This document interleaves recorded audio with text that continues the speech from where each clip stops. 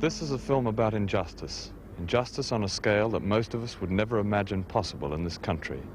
It's a film about the imprisonment of people without trial, of innocent people, first offenders, petty offenders and children. And I should emphasize that those you see and hear from in this film are not isolated cases, but represent many thousands who, almost unnoticed in the last few years, have been caught in a system which has become almost as chaotic and repressive as in countries without even the pretense of our Bill of Rights. So I tried to ask for my rights. What was I allowed to do and what wasn't I allowed to do? And I mean, just nobody will give you any answers. What happened then? You asked a warder what your rights were, did you? Yeah, I asked for a book, you know, because Yes. you're entitled to a booklet which gives you your rights. Yes. But I never received one. They said, oh, tomorrow, the next day. Yeah. Everything is sort of waiting around, putting off, you know, they're as unhelpful as possible. To me, this 14 weeks was the biggest shock of my life. I mean, I'm not doubting that I've lived rough. Sometimes I've had to. But a rougher living you'll never get. I've never lived in a pigsty, nor at Pigspool. But for 14 weeks I had to. I mean, I was crying all night. One, because I just couldn't believe it, you know, that this place that I'd always sort of heard about, that I was actually in, you know.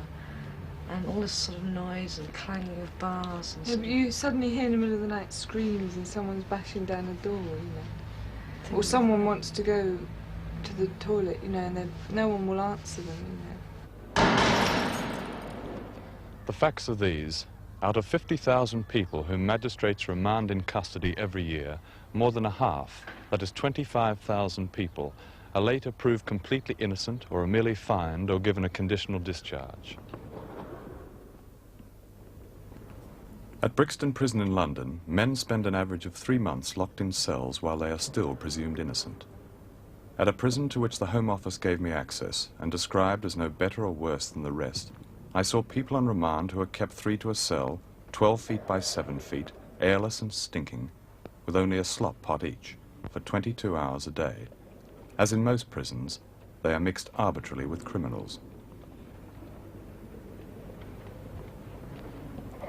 This film does not question the right of magistrates to remand villains in custody. What it does question is the judgment of those magistrates who, on a whim or in keeping with a politically inspired climate of law and order, are jamming our oldest and worst prisons with people who have every right not to be there.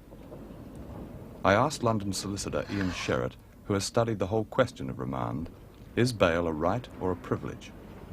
We must remember that in England still a person is innocent until he's proved guilty. And therefore when a man appears before a court, before